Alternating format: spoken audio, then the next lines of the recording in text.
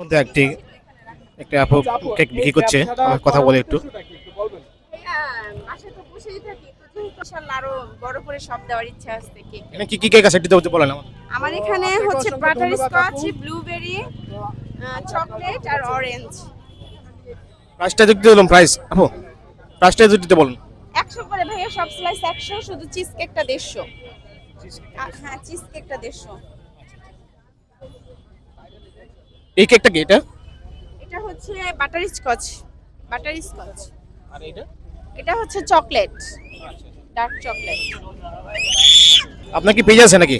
হ্যাঁ পেজ আছে, পেজ? হ্যাঁ হ্যাঁ, রুপস কেক জোন। ধন্যবাদ।